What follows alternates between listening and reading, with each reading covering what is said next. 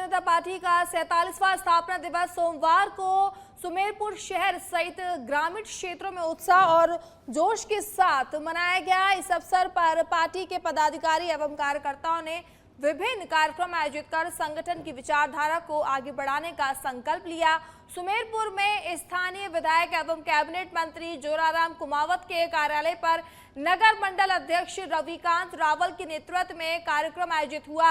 इस दौरान कार्यकर्ताओं ने पार्टी का ध्वजा लहराते हुए जोरदार नारेबाजी की और संगठन के प्रति अपनी प्रतिबद्धता जताई।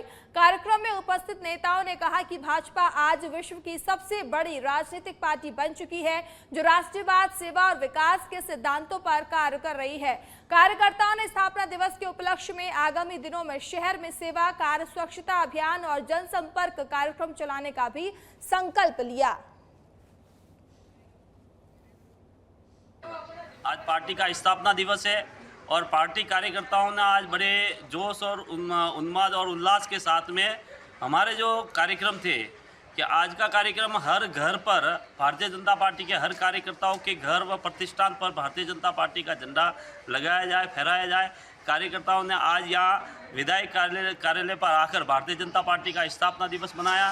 भारतीय जनता पार्टी का स्थापना दिवस भारतीय जनता पार्टी नहीं है, ये एक आंदोलन है जो भारत माता को परम वैभव तक, ऊंचाइयों तक ले जाने के संकल्प के आधार पर बनी हुई पार्टी है। अटल बिहारी वाजपेयी इसके प्रथम अध्यक्ष थे और भारतीय जनता पार्टी का कार्यकर्ता आज पूरे भारत में लगभग 14 करोड़ के आसपास उनके प्राथमिक सदस्य है और दुनिया की सबसे बड़ी पार्टी है। इसका हमें गर्व है और भारतीय जनता पार्टी स्थापना दिवस पर हम सभी कार्यकर्ताओं ने बड़े जोश और उल्लास के साथ में हमने मनाया। कोटा जिले के रामगंज मंडी क्षेत्र से जल संकट को लेकर बड़ा विरोध सामने आया है। सातल खेड़ी कस्बे में पानी की सप्लाई ठप होने से नाराज महिलाओं ने जलदाय विभाग के खिलाफ स्टेट हाईवे पर जाम लगा दिया। करीब 3 घंटे तक चले इस प्रदर्शन से यातायात पूरी तरह से प्रभावित रहा। बाद में प्रशासनिक अधिकारियों की समझाइश और आश्वासन के बाद जाम को खुलवाया गया। कितने दिन से नहीं आ रहा आपके घर पे? 8 दिनों में हमको नल दिए, पानी नहीं दे रहा। वो सरपंच से बोलते हैं तो बोलता है, नल वाले से बोलता है कि अधिकारी कहते जाओ जब देगा नल। सरपंच बोलता है रोड पे जाम लगा दो। रोड पे जाम लगा दिया हमने सरपंच से बोलते। तो सरपंच ने बोला था आपसे बोल जाता है उसके घर पे। हाँ जाम लगा दो रोड पे जाओ के। तो क्या मांग है आपकी? पानी की मांग है, हमारे पानी दो, हमारे नल दो, हमारे आज 8 दिन होगा हमारे नल दिए, पानी नहीं देगा तो क्या करें। झुंझुनू में अवैध होर्डिंग्स और बैनरों के खिलाफ प्रशासन ने बड़ी कार्रवाई की है। नगर परिषद और यातायात पुलिस ने जिला कलेक्टर एवं पुलिस अधीक्षक के निर्देश पर शहर के प्रमुख चौराहों और मार्गों पर सख्त अभियान चलाया।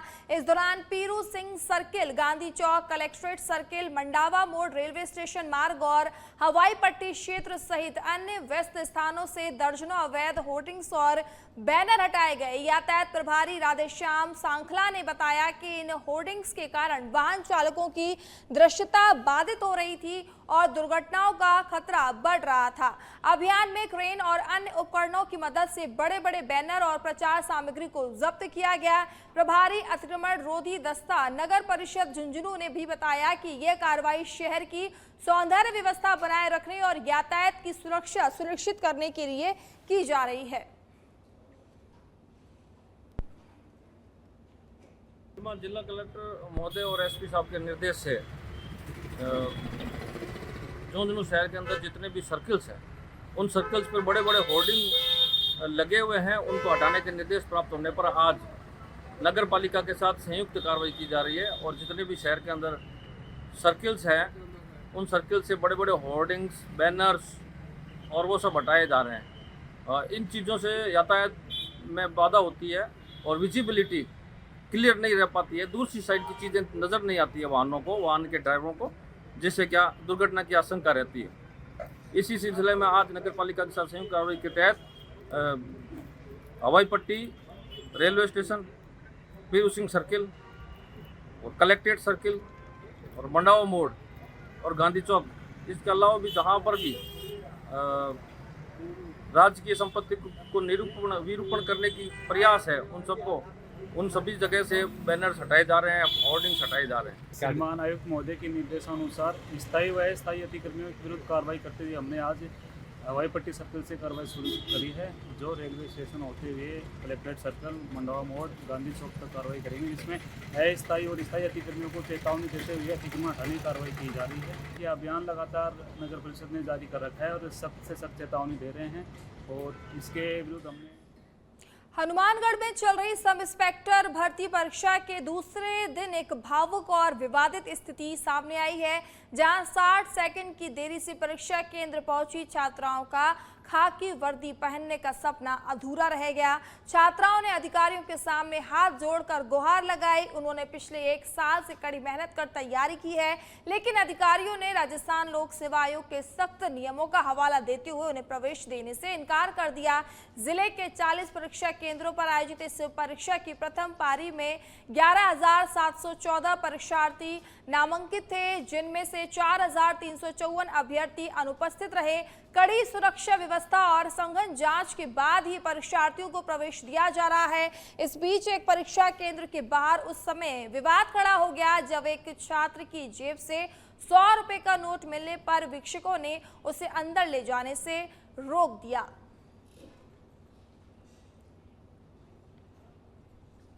रामगढ़ में सोमवार को राजस्थान पुलिस में सब इंस्पेक्टर भर्ती परीक्षा का दूसरा दिन कड़े सुरक्षा इंतजामों के बीच संपन्न हुआ। मुख्य बाजार स्थित राजकीय आदर्श उच्च माध्यमिक विद्यालय परीक्षा केंद्र पर सुबह 9 बजे से अभ्यर्थियों की एंट्री शुरू हुई, जिसमें पुलिसकर्मियों और स्कूल स्टाफ द्वारा सघन जांच की गई और स्कैनिंग मशीन से हर अभ्यर्थी को चेक किया गया। नियमों के अनुसार जींस और टी शर्ट में आए कई अभ्यर्थियों को प्रवेश नहीं मिला और उन्हें तुरंत सादा कपड़े उन्होंने बदले। आपको बता दें कि एक गेट बंद होने के बाद कई लेट अभ्यर्थी दौड़ते हुए पहुंचे, लेकिन किसी का प्रवेश नहीं हो पाया, जिससे कुछ मायूस होकर लौट गए। वहीं परीक्षा केंद्र पर कुल 360 अभ्यर्थी पंजीकृत थे, जिनमें से 207 उपस्थित और 153 अनुपस्थित पाए गए। परीक्षा शांतिपूर्ण और नियमों के अनुसार आयोजित की गई, जबकि भुवनेश साहू और साजिद खान ने अभ्यर्थियों के बैग और मोबाइल रखने की निःशुल्क सुविधा दी, जिससे स्थानीय लोगों ने सराहा।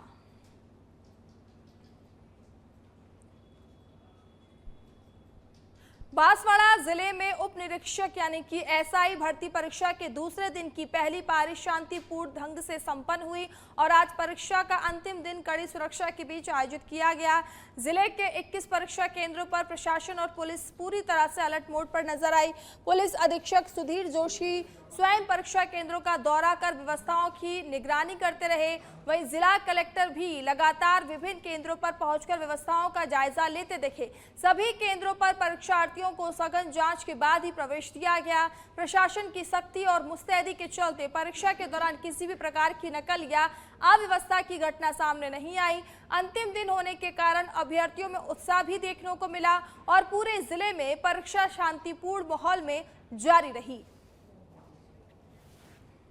10 बज रहे हैं और अब गेट आप देख रहे हैं कि गेट बंद होने वाला है, तो सारी व्यवस्था जैसे बताया गया है वैसा पूर्ण कर ली गई है। 10 बज रहे हैं और अब गेट आप देखिए बड़ी अच्छी तरीके से तैयारी की है। जो 21 परीक्षा केंद्र है सभी पे पर्याप्त पुलिस बल डिप्लॉय किया गया है। सभी कैंडिडेट्स की अच्छे से चेकिंग और फ्रिस्किंग करी गई है, ये इंश्योर करने के लिए कि कोई अनुचित साधन लेकर के परीक्षा कक्ष में प्रवेश नहीं करे, साथ ही कोई डमी कैंडिडेट ना चला जाए, इसके लिए भी हमने पर्याप्त व्यवस्था रखी हुई है।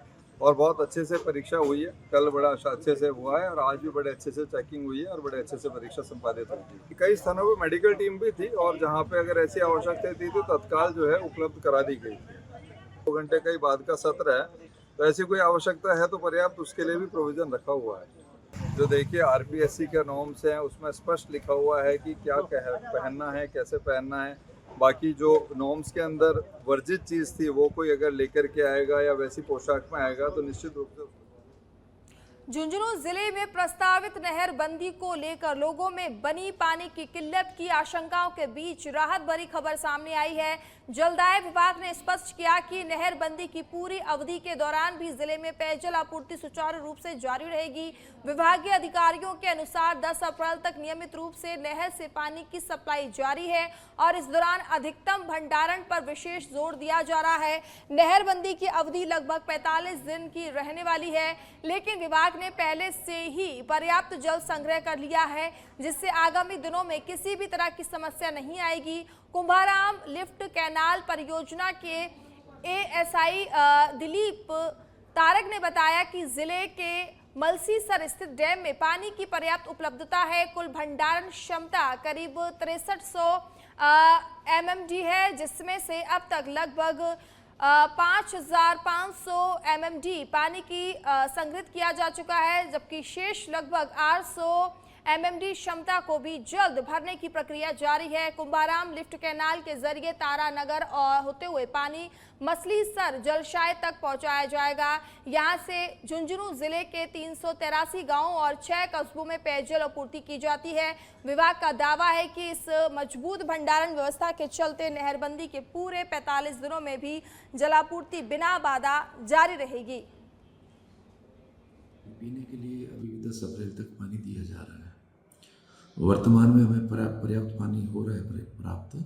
इसके अलावा हमारा जो स्टोरेज है वो पर्याप्त मात्रा में हो चुका है।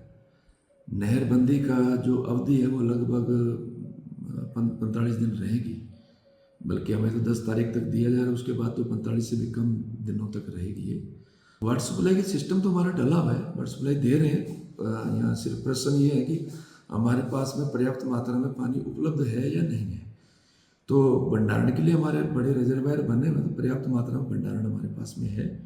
45 दिन की नहरबंदी रहती है, तो उसमें हम लोग लगातार बिना कोई व्यवधान के पेयजल आपूर्ति कर सकते हैं, कोई दिक्कत वाली बात नहीं है। कुंभाराम लिफ्ट कैनाल से हमारे यहाँ पे तारानगर से पानी आता है मलसीसर में, जो जलाशय बना हुआ उसमें, और मलसीसर से करीबन 383 गांव और 6 कस्बों में पेयजल आपूर्ति की जाती है।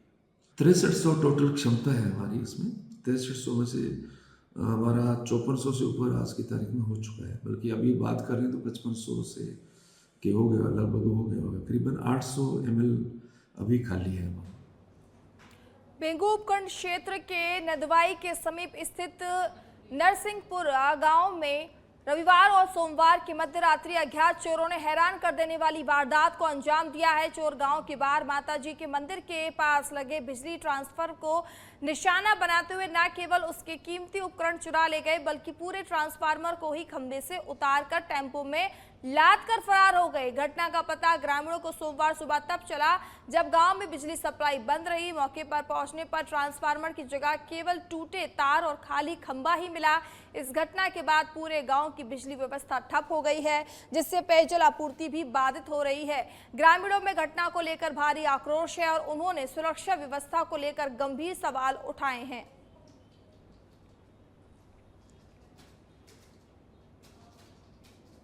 बांसवाड़ा जिले के गढ़ी स्थित डाइट कार्यालय परिसर में बनाए गए गेहूं जांच और तौल केंद्रों पर इन दिनों किसानों को भारी परेशानियों का सामना करना पड़ रहा है। किसानों का आरोप है कि ऑनलाइन पंजीकरण और FCI पोर्टल पर स्लॉट बुकिंग के बावजूद उन्हें बेहद कम मात्रा यानी कि 50 किलो 1 क्विंटल या कई मामलों में शून्य तुलाई दिखाई जा रही है, जबकि पिछले वर्ष उन्हें 40 से 50 क्विंटल तक गेहूं बेचने का अवसर मिला। किसानों ने बताया कि गुणवत्ता जांच के बाद स्टॉल बुक करते ही गलत मात्रा का संदेश मिल रहा है और कई बार तुलाई से भी मना कर दिया जाता है। साथ ही बड़ी संख्या में गेहूं सैंपल रिजेक्ट किए जा रहे हैं। इसको लेकर किसानों में नाराजगी है। वहीं केंद्रों पर मौजूद FCI अधिकारियों ने पोर्टल में तकनीकी खामी को इसका कारण बताते हुए जल्द सुधार का आश्वासन दिया है। दूसरी ओर जिला रसद अधिकारी ने कहा कि विभाग को अभी तक कोई आधिकारिक निर्देश नहीं मिलते हैं, लेकिन निर्देश मिलते ही समाधान के लिए कार्रवाई की जाएगी। फिलहाल तकनीकी गड़बड़ी के चलते गढ़ी क्षेत्र के किसान अपनी उपज बेचने के इंतजार में मजबूर हैं। 40 बीघा जमीन है। गत साल मैंने मेरे हिस्से की 40 क्विंटल गेहूँ तुलाए थे। इस साल 5 क्विंटल 33 किलो का मैसेज आया है, तो मैं बाकी गेहूँ का क्या करूँ? सर से बात की अधिकारी से, तो वो कह रहा आगे से बात करो, अधिकारी कोई नहीं। और ये आज की 6 तारीख मिल रही थी। अभी जो वर्तमान में किसानों की गिरदावरी और खसरे को मिलान करते हैं, तो मतलब कहीं न कहीं मतलब देखिए अगर मतलब जमाबंदी को देखा जाए तो किसान का नाम आ रहा है, और गिरदावरी में अगर मतलब शो करने जाते हैं तो वहाँ किसी और किसान का नाम आ रहा है। ये पोर्टल पे क्या प्रॉब्लम आ रही है वो भी हमारे समझ में परे है।